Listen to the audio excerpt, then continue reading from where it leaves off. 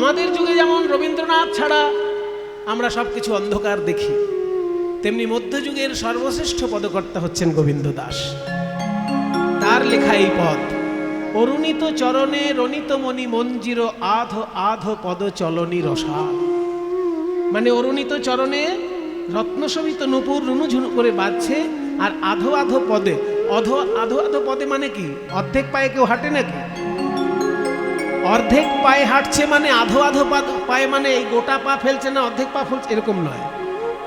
এই একটা পা আর ওখানে একটা পা নয়, এই এক পা এই অর্ধেক পা, আবার এই অর্ধেক পা এই অর্ধেক পা, অর্ধেক পা। কেন এরকম অর্ধেক অর্ধেক পা ফেলে উঠছে কেন? আরে বাবা, শ্রীকৃষ্ণ তো আর কাউকে ফাঁসি দেওয়ার জন্য ছুটে যাচ্ছে না। শ্রীকৃষ্ণ যাচ্ছেন ব্রজগোপীদের মনোহরণ করার জন্য। চারিদিকে ব্রজগোপীগণ তার দিকে নয়ন পেতে দাঁড়িয়ে রয়েছেন। সেই জন্য গোবিন্দ যখন হেঁটে যাচ্ছেন, তার যাওয়ার ভঙ্গিটা আধো আধো চরণে ফেলছেন। 1 2 3 1 2 3 1 2 3 1 2 3। আধো আধো পদ চলনি রসাল, আধো আধো পদ চলনি রসাল, আধো আধো পদ চলনি রসাল, আধো আধো পদ চলনি রসাল, পদ চলনি রসাল, আধো আধো পদ চলনি রসাল, আধো আধো পদ চলনি রসাল, আধো আধো পদ চলনি রসাল। তাহলে গোবিন্দ যখন অর্ধেক অর্ধেক পায়ে হেঁটে যাচ্ছেন, একটা পা তুলছেন অর্ধেকটা, তারপর রাখছেন, আবার অর্ধেকটা তুলছেন। এই যে পাটা যখন তুলছেন, পায়ের তলায় কি কি চিহ্ন আছে সেগুলো দেখা যাচ্ছে। গোবিন্দের পদতলে শুধু কি লাল টকটকে রং, না আরো কিছু আছে? ও মায়েরা, জেনে রাখো, মহাপুরুষদের যেমন হাতের তলায় রেখা থাকে, তেমনি পায়ের তলাতেও অলৌকিক রেখা থাকে। শুধু হাতের রেখা দেখে বোঝা যায় ইনি মহাপুরুষ তা নয়, পদতলের রেখাতেও বোঝা যায় যিনি অবতার পুরুষ না মহাপুরুষ। তা শ্রীকৃষ্ণের চরণ তলে যে যে চিহ্ন আছে সেইগুলো ভক্তগণের স্মরণ মননের বিষয়। গোবিন্দের দুটি চরণ, বাম চরণ আর ডান চরণ। বাম চরণ তলে রয়েছে 8টি চিহ্ন, আর ডান চরণের নিচে রয়েছে 11টি চিহ্ন, মোট 19টি চিহ্ন। এগুলো চিহ্ন নয়, স্বয়ং মা লক্ষ্মী এক একটা চিহ্ন রূপে বিরাজ করছেন গোবিন্দ পদতলে। সেই 19টি চিহ্ন কি কি সেগুলো আমি বলবো এখন। এইসব তত্ত্ব কথা তো সব জায়গায় বলার সুযোগ হয় না।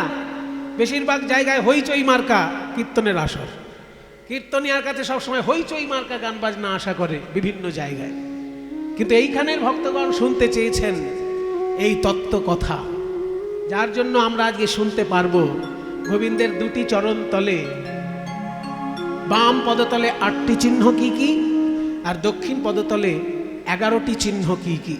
অনেকে সাধারণ বোকা লোক আছে, তারা ভাবে এইসব শুনে আমাদের কি লাভ। আরে কি লাভ জানো? একটা কথা শুনে রাখো, ভক্ত যদি চলে যায় চেনা যায় মরণে, আর কৃষ্ণ যদি চলে যায় চেনা যায় চরণে। ভগবান কোনোদিন তোমার বাড়িতে ভিখারি রূপে আসতে পারে, ভগবান কোনোদিন তোমার বাড়িতে পাগল রূপে আসতে পারে, অতিথি রূপে আসতে পারে। যে রূপেই আসুক, তার পদতলের চিহ্ন সে পাল্টাবে না। ওই জন্য পদতলের চিহ্নতে ধরা পড়ে সে ভগবান কিনা। সেই জন্য 19টি চিহ্ন ভক্তগণ মুখস্থ রাখেন। যদি কোনোদিন কারো পদতলে এই 19টি চিহ্ন দেখা যায়, তাহলে জানতে হবে সে সাক্ষাৎ শ্রীকৃষ্ণ। কারণ শ্রীকৃষ্ণ ছাড়া আর কারোর চরণতলে এই 19টি চিহ্ন নয়। তাই সবাই মিলে একটু হাত জোড় করুন। আমি আগে মন্ত্রটি বলে নিই, যে মন্ত্রের মধ্যে এই 19টি চিহ্নের উল্লেখ আছে সেটা আগে একটু বলে নিই। ওম কৃষ্ণায় বাসুদেবায় হরে পরমাত্মনে প্রণতক্লেশনাশায় গোবিন্দায় নমো নমঃ। ওম চন্দ্রার্ধং কলশং ত্রিকোণধনুষী খাঙ্গোস্পদং পৃষ্ঠিকাং শঙ্খ मुखं सव्यपदीथ दक्षिणपदे कोणाष्टकं स्वस्तिकम् चक्रं छत्रयवाङ्कुशं ध्वजपवी जम्बूर्ध्वरेखाम्बुजम् बिभ्राणं हरिमूनविंशतिमहा लक्ष्म्यार्चिताङ्घ्रीं भजे। এই যে মন্ত্রটি বললাম, যখন শ্রীকৃষ্ণের ধ্যান করতে বসতে হয় তখন চরণ কমলের ধ্যান মন্ত্র এটি। গোবিন্দের বাম পদতলে 8টি চিহ্ন কি কি এখানে বলা হলো। চন্দ্রার্ধম কলসং ত্রিকোণ ধনুষী খং গোষ্পদং পৃষ্ঠিকাং শঙ্খং। সব্যপদে, সব্যপদে মানে বাম পদে, বাম চরণতলে 8টি চিহ্ন কি কি? চন্দ্রার্ধম অর্ধচন্দ্র চিহ্ন, অর্ধচন্দ্র চিহ্ন বাম পদতলে। কি করে এলো অর্ধেক চাঁদ? অর্ধেক চাঁদ চিহ্নটা কবে? পূর্ণিমার দিন যদি পূর্ণ চাঁদ উদয় হয় তাহলে অর্ধেক চাঁদ কবে উঠবে? পূর্ণিমার দিন তো পূর্ণ চাঁদ নাকি? তাহলে পূর্ণ চাঁদ যদি পূর্ণিমার দিন দেখা যায় তাহলে অর্ধেক চাঁদ কবে দেখা যাবে? অনেকে বলবেন ভাই এইটা আবার জিজ্ঞেস করতে আছে, 15-র অর্ধেক করে দিন, তাহলে এই তো ঝামেলা মিটে গেল, তাই না? 15তে পূর্ণিমা, 15 নম্বর তিথি হচ্ছে পূর্ণিমা, তাহলে 15 অর্ধেক করলে 7.5, 7.5 না, ওই রকম অর্ধেক হিসেব হবে না এখানে। শুনে রাখো, পূর্ণ চন্দ্র দেখি আমরা আকাশে, আকাশ আসলে চাঁদ হচ্ছে 16 কলায় পরিপূর্ণ, 15 কলায় নয়। 15 কলার চাঁদ আমরা দেখি আকাশে, আর 1 কলা চাঁদ আছে শিব ঠাকুরের মাথায়। এই 15 কলা আর 1 কলা মিলে 16 কলায় পরিপূর্ণ চাঁদ। এই চাঁদ সম্পূর্ণ হবে তখন যখন শিবের কপালের চাঁদটা এসে যুক্ত হবে। তার মানে 16 কলায় পরিপূর্ণ চাঁদ, তার অর্ধেক করলে অষ্টমী, অষ্টমীর দিনের যে চাঁদ সেটা হচ্ছে অর্ধেক চাঁদ। অষ্টমীর চাঁদ হচ্ছে অর্ধচন্দ্র। আর শ্রীকৃষ্ণের জন্ম কোন দিনে? জন্মাষ্টমী। সেই অষ্টমীর দিন যেহেতু শ্রীকৃষ্ণ জন্মগ্রহণ করেছিলেন, আকাশ থেকে চাঁদ এসে গোবিন্দ চরণে শরণ নিয়েছিল, আর ওই শরণ নিতে গিয়ে তার ওই যে অর্ধচন্দ্র রূপটি গোবিন্দ চরণে থেকে গেল, ওই অর্ধচন্দ্র রূপ আর সেখান থেকে মুছে গেল না। নজরুল ইসলামের সেই গানটি মনে পড়ছে, গোবিন্দ চরণে শরণ নিতে গেলে যে গানটি গাইতে হয়। হৃদে পদে চরণ রাখো বাঁকা ঘন শ্যাম, বাঁকা শিখি পাখা নয়ন বাঁকা বুকে মোঠা। হৃদে পদ্মে চরণ রাখো বাঁকা ঘন শ্যাম, বাঁকা শিখি পাখা নয়ন বাঁকা বঙ্কি মোঠা। তুমি দাঁড়াও ত্রিভঙ্গে, তুমি দাঁড়াও ত্রিভঙ্গে, অধরে মুরলি ধরে দাঁড়াও ত্রিভঙ্গে, অধরে মুরলি ধরে দাঁড়াও ত্রিভঙ্গে। বাঁকা শিখি পাখা নয়ন বাঁকা বঙ্কি মোঠা, বাঁকা শিখি পাখা নয়ন বাঁকা বঙ্কি মোঠা। নজরুল ইসলাম লিখেছেন এত সুন্দর শ্রীকৃষ্ণের চরণের বন্দনার গান।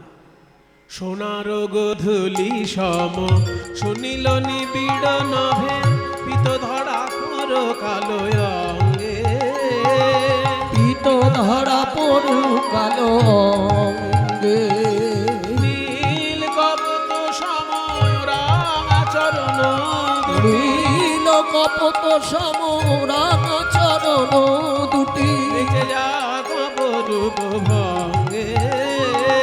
নীল কপত সম রাঙা চরণ দুটি, নেচে যা কপরূপ ভঙ্গে, নেচে যা কপরূপ ভঙ্গে। যেন নুপুর বাজে, যেন নুপুর বাজে, হরি সেই পায়ে যেন নুপুর বাজে, হরি সেই পায়ে যেন নুপুর বাজে। ওই চরণ জড়ায়ে পরাণ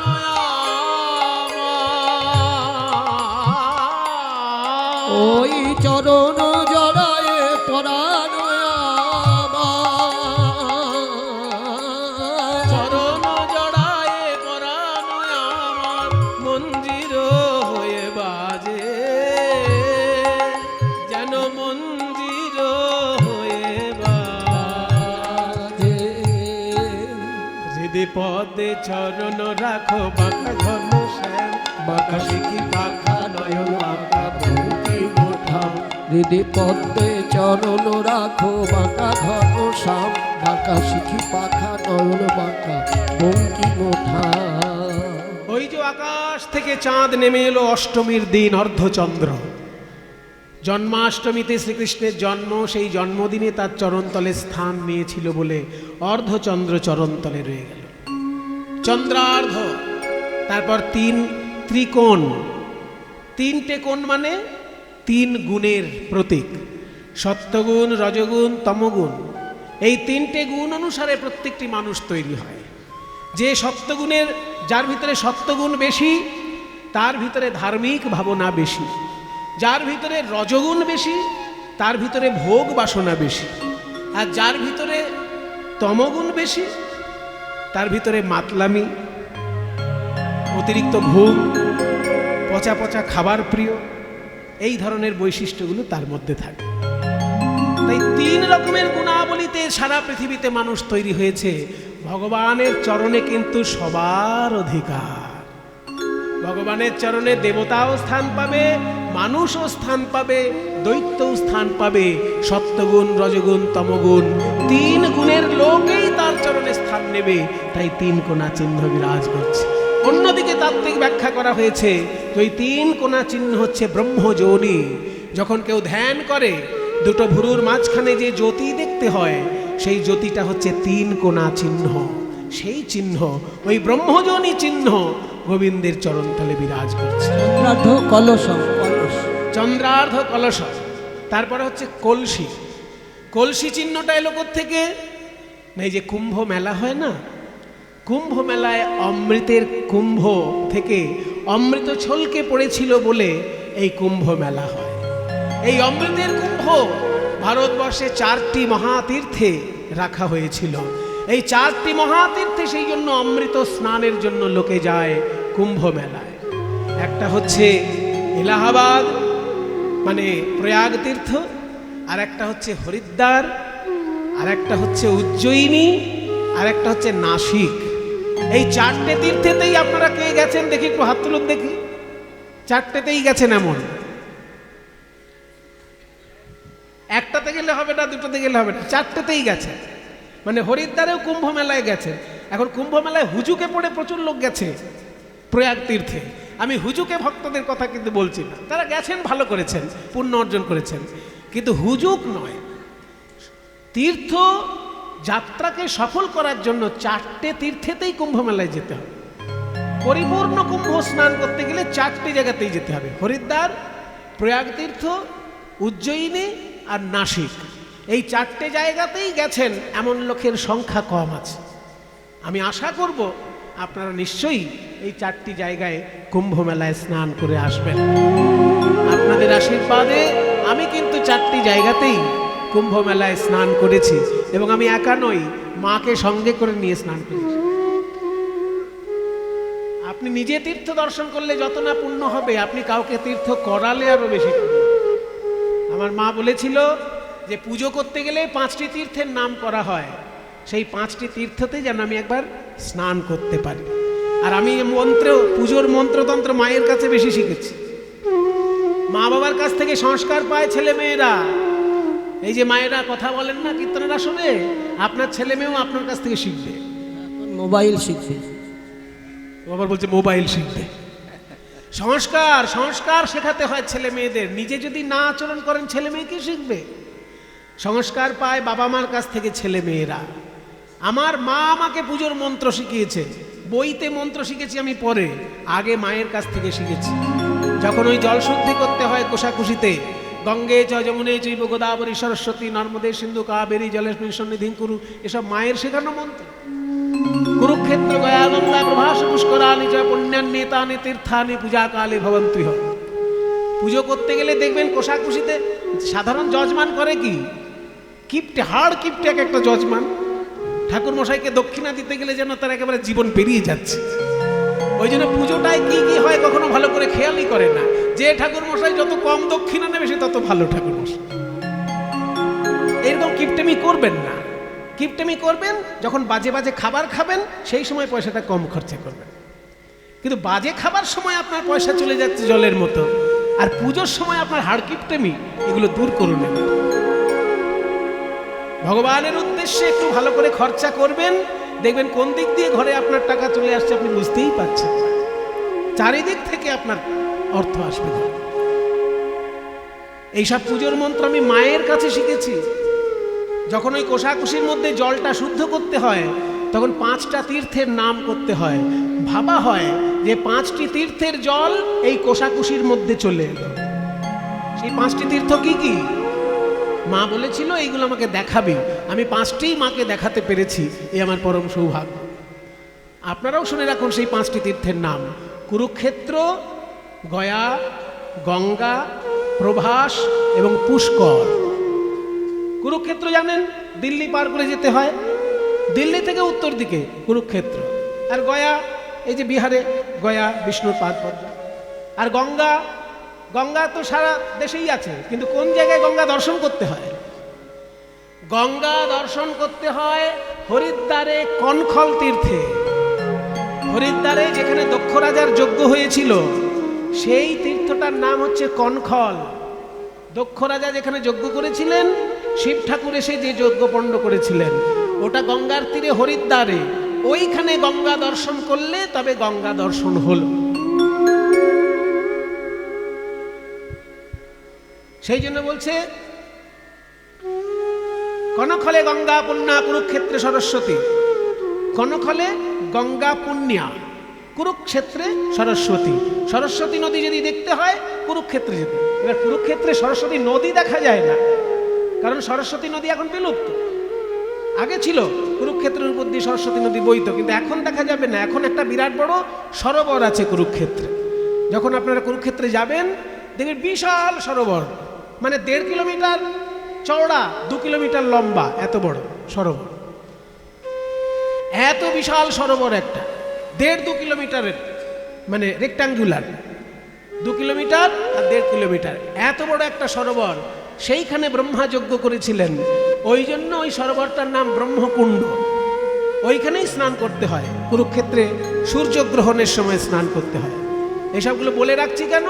আপনাদের মধ্যে যদি কোনো ভালো ছেলে থাকে, মাকে নিয়ে গিয়ে স্নান করাবেন। মায়ের পুণ্যর সঙ্গে সঙ্গে আপনাদেরও পুণ্য হয়ে যায়।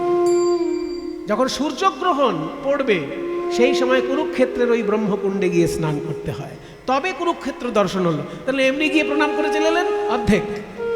পরিপূর্ণ পুণ্য পেতে গেলে সূর্যগ্রহণ যখন হবে তখন কুরুক্ষেত্রে ওই ব্রহ্মকুণ্ডে স্নান করতে হয়। কারণ ওই ব্রহ্মকুণ্ডে কুরুক্ষেত্রে সূর্যগ্রহণের সময় রাধা কৃষ্ণ স্নান করতে এসেছিলেন, তাদের ওইখানে মিলন হয়েছে।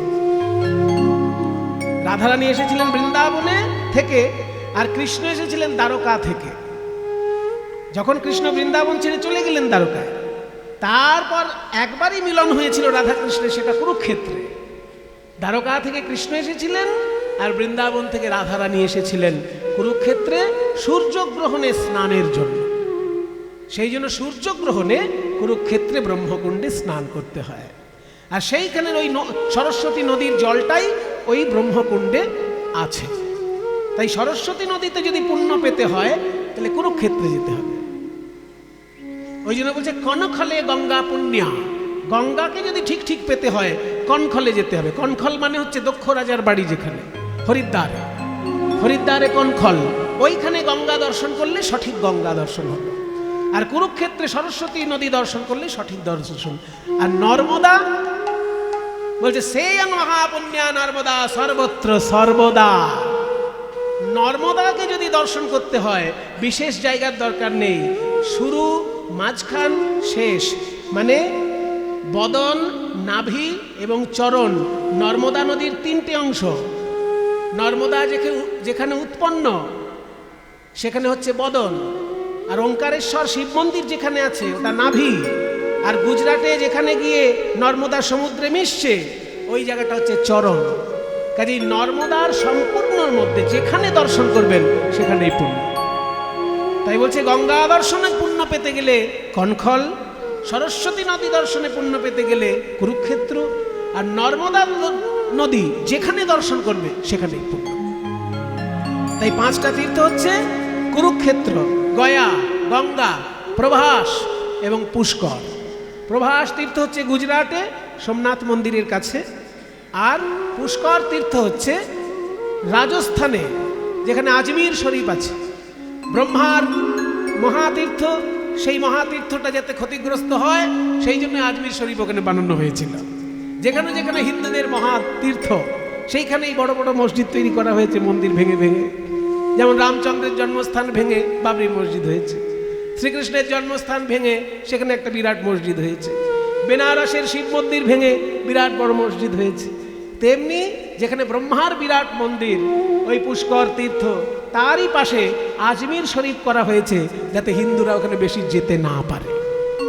কিন্তু হিন্দুরা ধর্ম এত ভালোবাসে যে ওইখানে ব্রহ্মার উদ্দেশ্যে যারা প্রণাম করতে যায় তারা পুষ্করে গিয়ে ব্রহ্মার উদ্দেশ্যে প্রণাম করে। ওইখানে সরস্বতী নদীর আর এক অংশ আছে, ব্রহ্মার পুষ্কর। আজমির শরীফও দেখা হয়ে যায়। আজমির শরীফ এমন একটা শরীফ, সেখানে হিন্দু মুসলমান সবাই মিলেমিশেই ওই দরগায় প্রণাম করে। সেই আজমির শরীফের পাশেই পুষ্কর তীর্থ, ব্রহ্মার সুন্দর একটি মন্দির আছে, দর্শন করলেন। তাই পাঁচটি মহাতীর্থ কুরুক্ষেত্র, গয়া, গঙ্গা, প্রভাস, পুষ্কর। কোষাকুষির মধ্যে যখন মন্ত্র বলে জলটা স্পর্শ করা হয় তখন এই মন্ত্রটা বলতে হয়, কুরুক্ষেত্র গয়া গঙ্গা প্রভাস পুষ্করানি চ পুণ্যান্নেতানি তীর্থানি পূজাকালে ভবন্তুহ। তাই মা বলেছিল যে এই পাঁচটি তীর্থ যেন আমি দেখতে পারি, তা আপনাদের আশীর্বাদে এই পাঁচটি তীর্থই আমি মাকে দেখাতে পেরেছি। এই জন্যই বললাম, কেন যে চারটি হচ্ছে তীর্থ যেখানে অমৃত কুম্ভ রাখা হয়েছিল, সেই চারটি অমৃত কুম্ভের চিহ্নই গোবিন্দ পদতলে আছে। এইটা বলার জন্য এগুলো ঘুরে এলাম, যে অমৃত কুম্ভের সন্ধানে মানুষ ছুটে যায় কুম্ভ মেলায়, সেই চারটি অমৃত কুম্ভ গোবিন্দের চরণতলে বিরাজ করছে। তাহলে চন্দ্রার্ধং, কলসং, ত্রিকোণ, তারপর ধনুষী। ধনুষী মানে ধনুক। কৃষ্ণের বাম পদতলে একটা ধনুক চিহ্ন আছে। এই ধনুকটা এলো থেকে না, যখন শ্রীকৃষ্ণ রাসলীলা করবেন ভাবলেন, সেই সময় কামদেব এসে একের পর এক বাণ মারতে লাগলো। এবার কামদেব তো আর জানে না, কামদেব জানে অন্য সাধারণ দেবতাকে যেমন বাণ মারলে সে একেবারে থরহরিকম্প হয়ে যায়, কৃষ্ণ বোধহয় তাই হবে। কিন্তু কামদেব তো আর জানে না কাকে বাণ মেরেছে। কৃষ্ণ হলেন এমন ভগবান যার সান্নিধ্যে আসলে পরে জড় পদার্থেরও চৈতন্য লাভ হয়, জড় পদার্থেরও চৈতন্য লাভ হয়। এই যে মাইকের স্ট্যান্ড, জড় পদার্থ, নাচতে জানে না, গাইতে জানে না, সোজা দাঁড়িয়ে আছে। কিন্তু এই মাইকের স্ট্যান্ড যদি গোবিন্দের চরণে স্পর্শ পায়, এর ভেতর থেকেও গান বেরোবে, এর ভেতর থেকেও নাচ বেরোবে। জড় পদার্থও যদি গোবিন্দের চরণে স্পর্শ পায়, সে চৈতন্য পদার্থে পরিণত। তাই বাণ যখন মারল কামদেব, সেই বাণ এসে কৃষ্ণ চরণে যেই স্পর্শ করেছে, কৃষ্ণের বুকে যেই বিঁধতে গেছে, কৃষ্ণের বুকে বিঁধতে পারল না। ভাবলো আমাদের প্রভু কামদেব ভুল করে গোবিন্দের বুকে বাণ মেরেছে, আমরা ক্ষমা চেয়ে নিই আমাদের আমরা ক্ষমা চেয়ে নিই আমাদের প্রভুর হয়ে, গোবিন্দের চরণে আমরা আশ্রয় নিই। এই বলে কামদেবের ওই বাণ কৃষ্ণের বুকে না বিধে চরণে এসে পড়ল।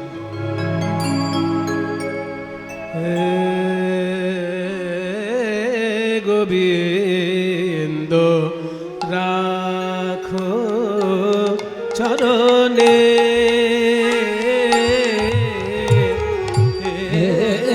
গোবিন্দ রাখো চরণে,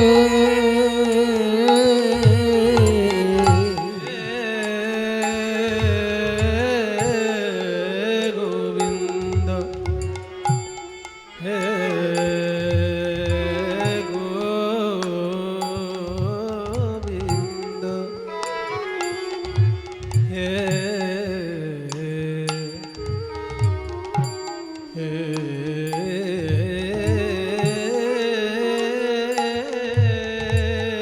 হে গোবিন্দ হে গোবিন্দ রাখো চরণে।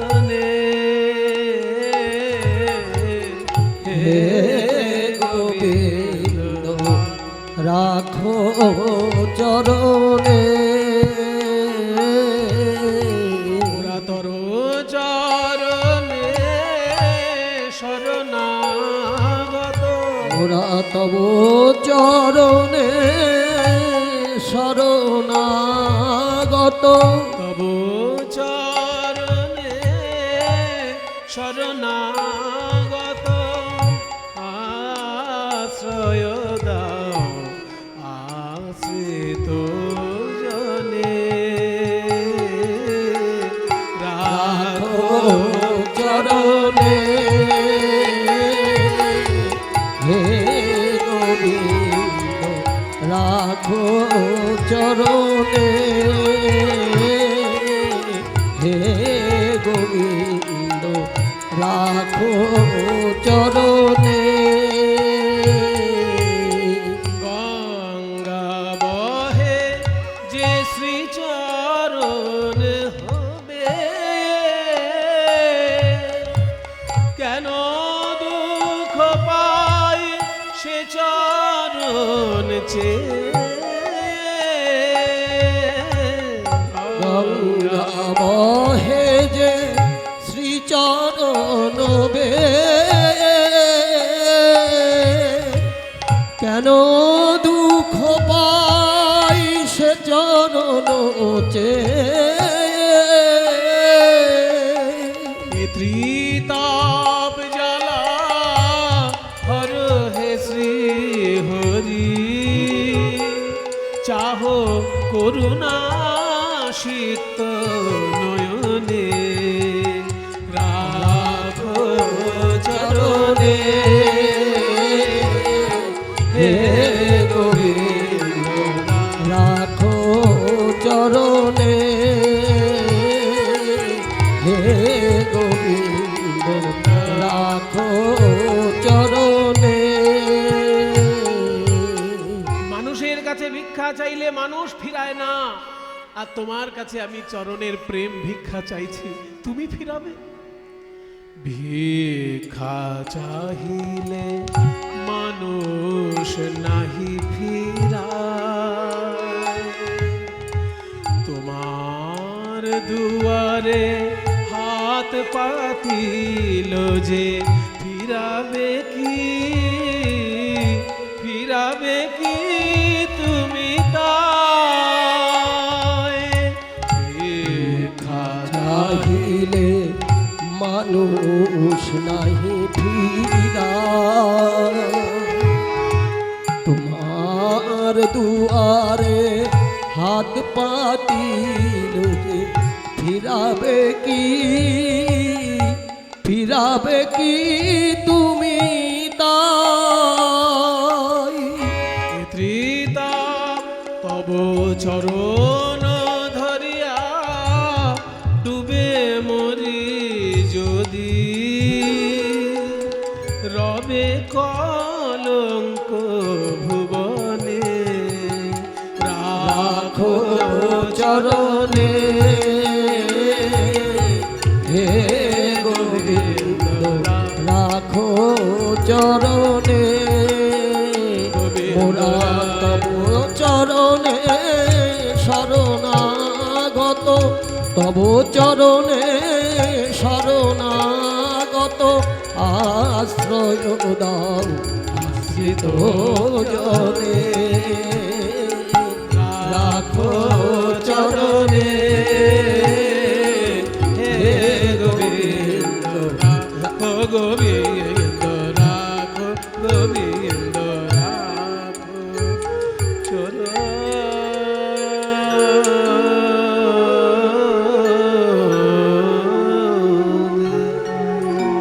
তাহলে চন্দ্রার্ধ কলসং ত্রিকোণ ধনুষী, কামদেবের বাণ যখন কৃষ্ণ চরণে এসে পড়ল, কামদেব দেখলো আজ অব্দি আমার বাণ কোনো দেবতার চরণে গিয়ে পড়েনি, সবাই গিয়ে বুকে আঘাত করেছে, আঘাত করে আবার ফিরে এসেছে, কিন্তু কৃষ্ণের চরণে পড়ল, তাহলে আমার বাণ তো আর কাউকে মারতে পারবো না।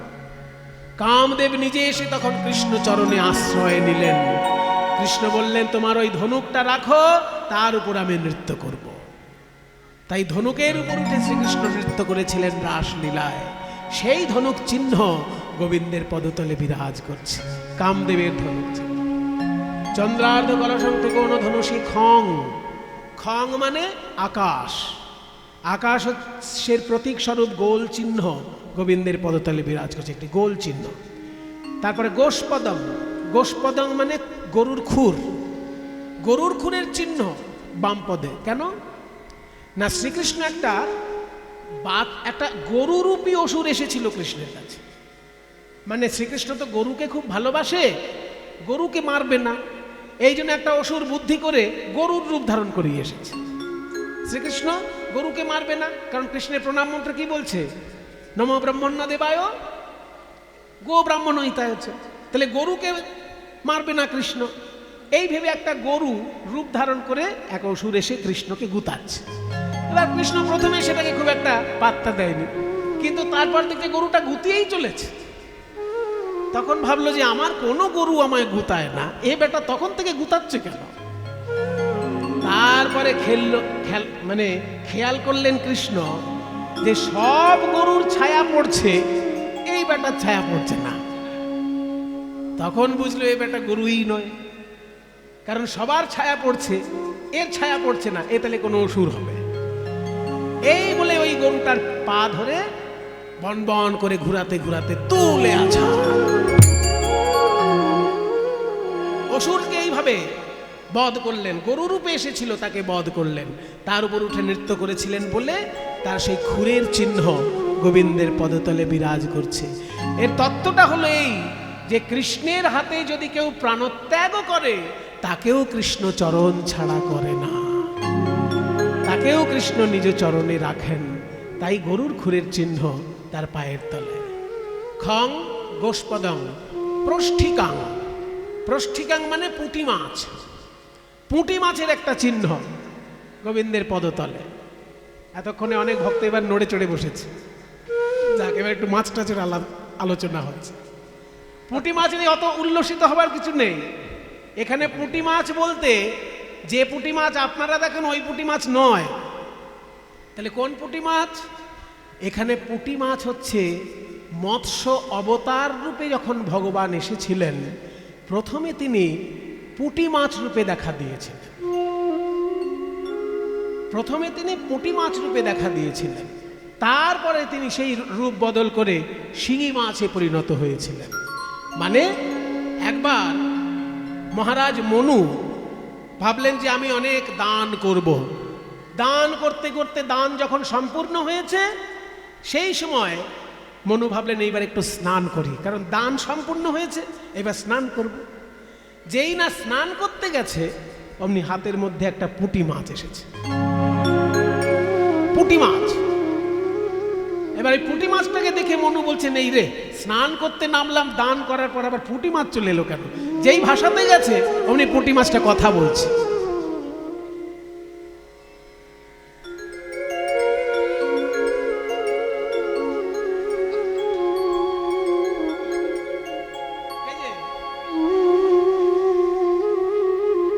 পুঁটি মাছ কথা বলছে, কি ব্যাপার, তুমি কি বলছো? বলে মহারাজ, আপনি এতজনকে এত কিছু দিলেন, আমাকেও কিছু দিন। হ্যাঁ, তুই আবার কি চাইছিস? বলে আমাকে একটু অভয় দিন, কারণ এত বড় জলাশয়ে বড় বড় মাছ হাঁ করে আমাকে খেতে আসে। জানেন তো বড় মাছগুলো ছোট মাছকে খেয়ে নেয়, একে কি বলে? যখন বড় মাছ ছোট মাছকে খেয়ে নেয় তাকে কি বলে? এগুলো তো ছোটবেলায় পড়েছেন সবাই। হ্যাঁ, মৎস্য ন্যায় বলে একে। মানে বড় বড় মানুষ যখন ছোট ছোট মানুষের অস্তিত্ব বিলুপ করার চেষ্টা করে, সেই সমাজে যে একটা অবিশৃঙ্খল দেখা দেয়, তাকে বলে মৎস্য ন্যায়। যেমন বড় বড় মাছ ছোট ছোট মাছকে গিলে খায়। তাহলে এই যে বড় মাছ ছোট মাছকে গিলে খায়, পুঁটি মাছ বলছে সব বড় মাছ আমায় তাড়া করছে, আমার এই জলে ঠিক শান্তি পাচ্ছি না, একটু অভয় দিন।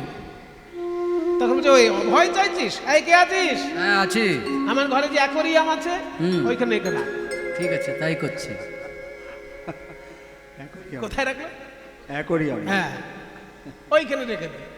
এবার ওই ছোট্ট জলপাত্রের মধ্যে যেই রেখেছে, দেখছে পুঁটি মাছটা আস্তে আস্তে বড় হচ্ছে। এবার যেই বড় হচ্ছে, অ্যাকোয়ারিয়ামের মধ্যে আর জায়গা হচ্ছে না। বলে মহারাজ, এখানে আমার জায়গা হচ্ছে না, একটু বড় জায়গা। এই কে আছিস? হ্যাঁ, অ্যাকোয়ারিয়ামে বড় হয়ে গেছে মাছ, এবার ওইটাকে সুইমিং পুলে নিয়ে যা। রাজা তো, তার সুইমিং পুলও আছে, বিরাট বড় তার সন্তরণ স্থল।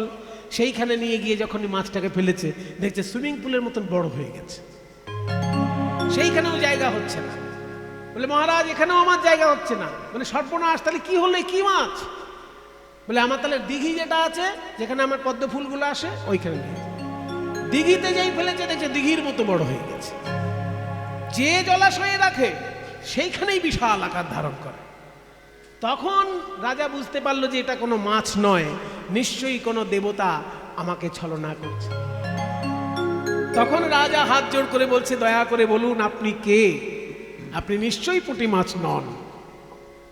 তখন সেইখান থেকে বিষ্ণু শঙ্খচক্র গদা পদ্মধারী বিষ্ণু দর্শন দিয়ে বললেন, রাজা আমি হলাম নারায়ণ, পুঁটি মাছ রূপে তোমার কাছে এসেছিলাম তোমার অহংকার চূর্ণ করার জন্য। তুমি একটা পুঁটি মাছকে জায়গা দিতে পারো না, তুমি কি দান করবে লোককে? তাই আমি তোমাকে দর্শন দিলাম পুঁটি মাছ রূপে। তখন মনু বললেন যে আপনি তো অন্য রূপেও আমাকে দর্শন দিয়ে অহংকার চূর্ণ করতে পারতেন, পুঁটি মাছটাই কেন হলেন? তখন বললেন, ভালোই জিজ্ঞাসা করেছে। কিছুদিন পর মহাপ্রলয় হবে, তখন আমি মৎস্য অবতার রূপে আসব। আগে থেকে আমি তোমাকে মৎস্য অবতারের একটি রূপ দর্শন করালাম। কিছুদিন পর মহাপ্রলয় যখন হবে, সব ভেসে যাবে, তখন তুমি সমস্ত সৃষ্টি রক্ষা করবে একটা জাহাজের মধ্যে, আর সেই জাহাজটা ভেসে থাকবে একটি শিঙি মাছের কাঁটার সঙ্গে নোঙর করে। সেই শিঙি মাছটা আমিই হব, আমিই মৎস্য অবতার রূপে সৃষ্টি রক্ষা করব। তাই মৎস্য অবতার হয়েছিলেন ভগবান শিঙি মাছ রূপে, কিন্তু তারও আগে পুঁটি মাছ রূপে মনু রাজাকে দেখা দিয়েছিলেন বলে সকল অবতারের প্রথম অবতার মৎস্য অবতার, আবার মৎস্য অবতারের প্রথম রূপ পুঁটি মাছ। সেই জন্য পুঁটি মাছ চিহ্ন গোবিন্দের পদতলে বিরাজ করছে।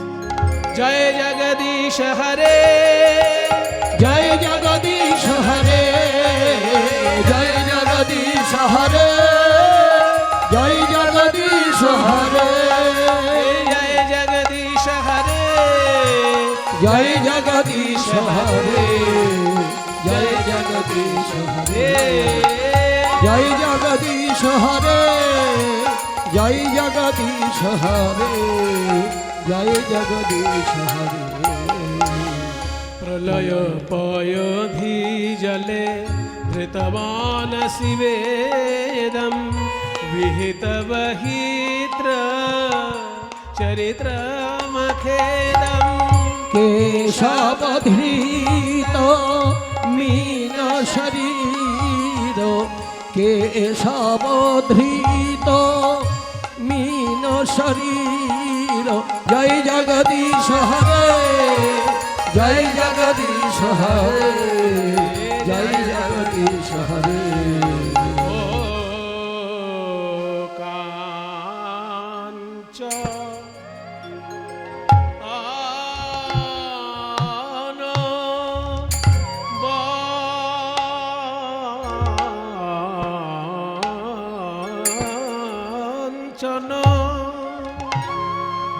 ওই বসন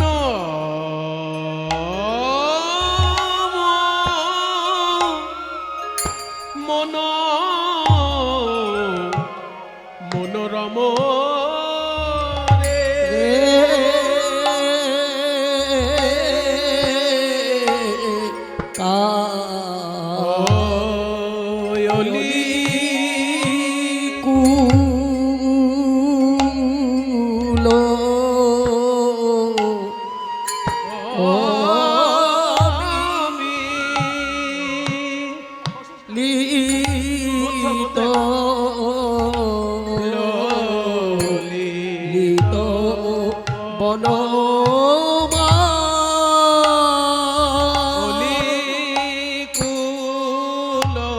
দেখলাম প্রতি ফুলে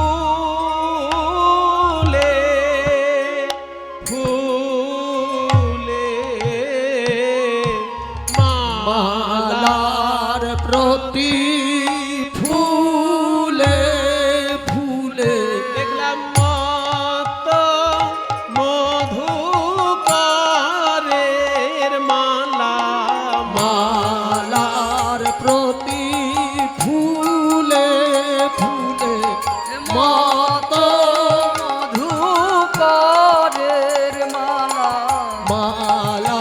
প্রতি ফুলে ফুলে মত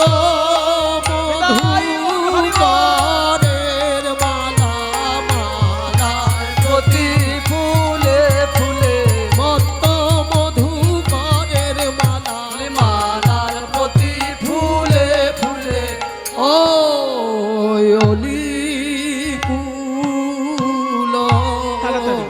ও মিলিত ললিত বনমা এবার ছোট ভালে বনিয়া মদন মোহনিয়া রে ভালে বনিয়া মদন মোহ নিয়ারে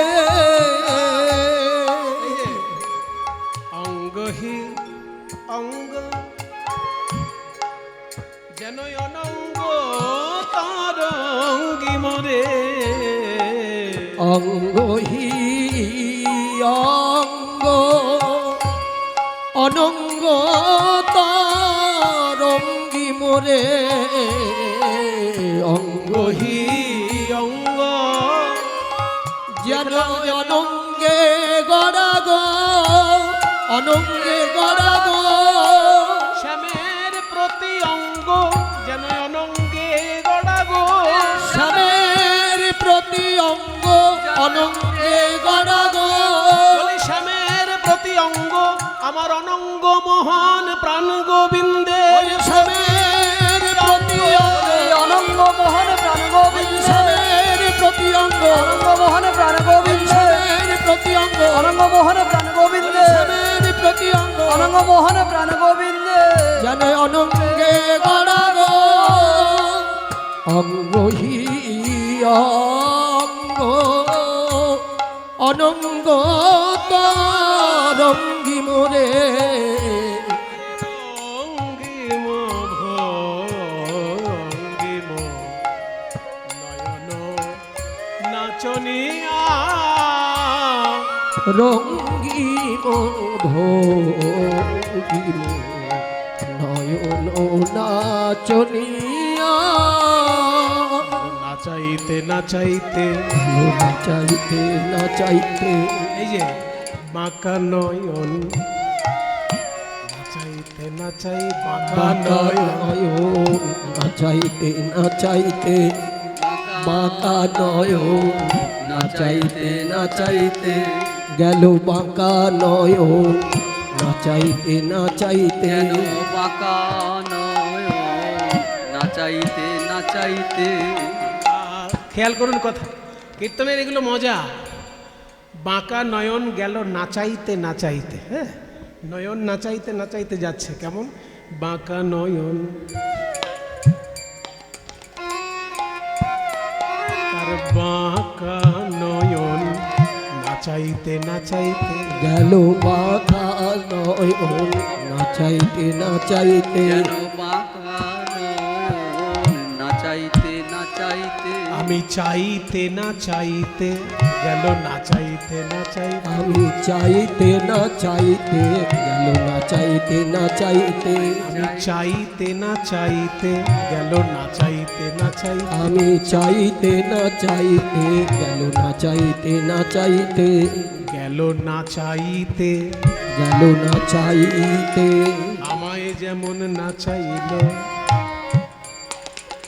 আমায় যেমন নাচাইল নয়ন না চাইতে না চাইতে আমায় যেমন নাচাইল না চাইতে না চাইতে আমায় যেমন না চাইতো না চাইতে না চাইতে আমায় যেমন না চাইতো না চাইতে নাচাইতে নাচাইতে আমায় যেমন না চাইতে নাচাইতে নাচাইতে গেল না চাইতে না চাইতে রঙ্গিম ভঙ্গিম নয়ন নাচনিয়া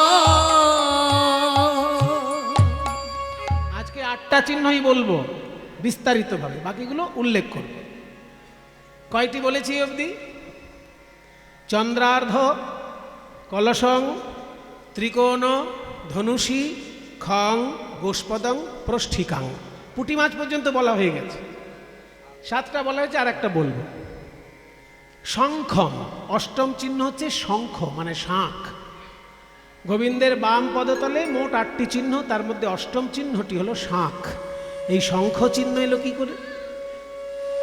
একজন অসুর যজ্ঞ পণ্ড করে দিয়ে সমুদ্রের মধ্যে শঙ্খের মধ্যে গিয়ে লুকাতো, শঙ্খের মধ্যে গিয়ে লুকাতো। তার নাম হচ্ছে পঞ্চজন। পঞ্চজন মানে এখানে 5 জন নয়, অসুরটার নাম পঞ্চজন। সে শঙ্খের মধ্যে গিয়ে লুকাতো।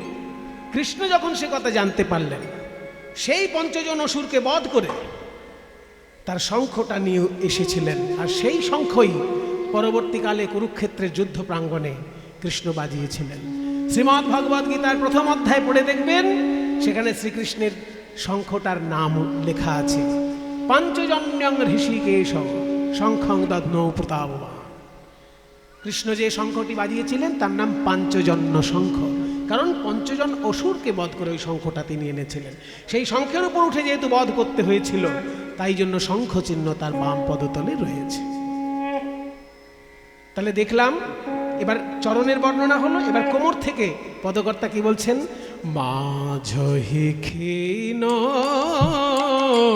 পিনয়ুরয়াম্বর, মাঝহি ক্ষীণ পিনয়ুর অম্বর, প্রাতর অরুণ কিরণমণিরাজ, ও প্রাতর অরুণ কিরণমণিরাজ। গোবিন্দের কোমরটা সরু।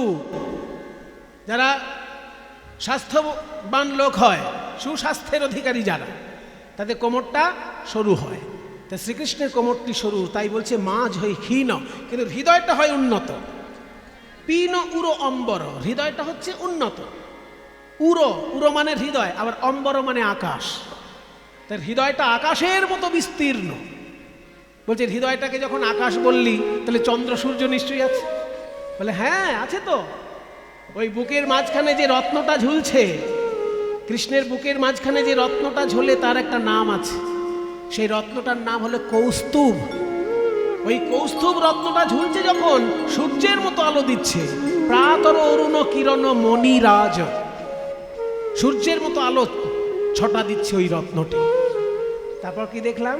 কুঞ্জর করভ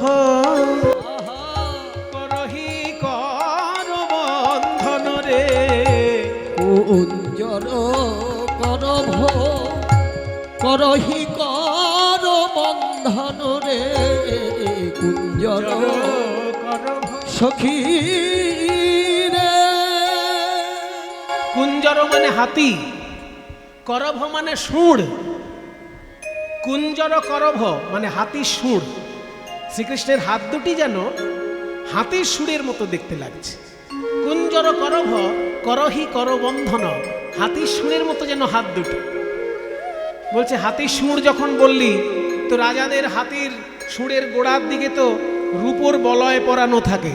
কৃষ্ণের হাত যদি হাতির সুর হয়, রূপোর বলয় আছে? আছে তো। ওই যে চন্দন, হাতে যে চন্দনটা মাখানো আছে, ওই চন্দনটা শুকিয়ে গিয়েছে, দেখে মনে হচ্ছে যেন রূপোর বলয়। মলয়জ চন্দন বলয় বিরাজ, ওই মলয়জ চন্দন বলয় বিরাজ, মলয়জ চন্দন যেন বলয় বিরাজ, মলয়জ চন্দন বলয় বিরাজ। তারপর কি দেখলাম? অধর থেকে সুধা ঝরে পড়ছে, আর সেই সুধা পান করছে ওই মধুর মুরলী। অধর সুধা ঝরু মুরলী তরঙ্গিনী, অধর সুধা ঝরু মুরলিত রঙ্গিনী, শুনে বিগলিত রঙ্গিনীর হৃদয় দুকুল, বিগলিত রঙ্গিনী হৃদয় দুকুল। দুটো মানে শুনে, বিগলিত রঙ্গিনীর হৃদয় দুকুল। একদিকে দুকুল মানে কাপড়, একদিকে অর্থ হচ্ছে কখন যে ওড়নাটা সরে গিয়েছে গোপী বুঝতে পারছে না, এটা একদিকে অর্থ। আর একটা দিকে অর্থ হচ্ছে দুকুল মানে একুল ওকুল, তাদের একুল ওকুল ভেসে গেল রে। একুল অকুল ভেসে গেল রে। ওই মোহনবাসীর গান শুনে একুল ওকুল ভেসে গেল রে। ওই মোহনবাসীর গান শুনে বলি কুলে কি গোবিন্দ মেলে, মোহনবাসীর গান শুনে কুলে কি গোবিন্দ মেলে, মোহনবাসীর গান শুনে কুলে কি গোবিন্দ মেলে। ওই মোহনবাসীর গান শুনে একুল অকুল ভেসে গেল রে। বিগলিত রঙ্গিনী হৃদয় দুকুল। বিগলিত রঙ্গিনীর হৃদয় দুকুল। তারপর কি দেখলি? তারপর দেখলাম যে নয়ন ভ্রমর, অধর সুধা ঝরু মুরলিত রঙ্গিনী বিগলিত রঙ্গিনী নয়ন হৃদয় দুকুল। তারপর তারপর দেখলাম তাদের এই কানটা যেন সুন্দর একটি ফুল, আর নয়নটি যেন ভ্রমর। উড়াত পড়ত শ্রুতি উতপল ফুল, উড়াত পরত শ্রুতি উতপল ফুল। মাতল নয়ন ভ্রমর জনু ভ্রমি ভ্রমি, মাতল নয়ন নয়ন ভ্রমর জনু ভ্রমি ভ্রমি। মাতাল ভ্রমর। গোবিন্দের দুটো চোখের মণি, এই চোখের মণিগুলোকে মাতাল ভ্রমরের সঙ্গে তুলনা করলো। কেন না, ভ্রমর যদি বেশি মধু খেয়ে ফেলে তো মাতাল হয়ে ফুলের উপরেই পড়ে যায়। ওই জন্য বাংলার কবি বলেছেন না যে তারা ফুলের উপর ঘুমিয়ে পড়ে ফুলের মধু খেয়ে। এমন দেশটি কোথাও খুঁজে পাবে না গো তুমি, সকল দেশের রানী সে যে আমার জন্মভূমি। কাজেই ভ্রমর যদি বেশি মধু খেয়ে ফেলে, যে ফুলের মধু খেয়েছে ওই ফুলের উপরেই ঘুমিয়ে পড়ে। ঠিক তেমনি নয়ন তো ভ্রমর, আর কানটা যেন একটা ফুল। ওই নয়ন যেন টলে টলে টলে টলে যেন কান রূপী ফুলের উপর পড়ছে। উড়ত পড়ত শ্রুতি উতপল ফুল, উড়ত পরত শ্রুতি উতপল ফুল। তারপর কি দেখলেন? নয়ন হয়ে গেল, এবার নয়নের উপরে থাকে তিলক। তিলকটি কেমন? গোরচনা তিলক চূড়ে বনি চন্দ্রক, গুরুচনা তিলক চূড়ে মণি চন্দ্রক। গোরচনা তিলক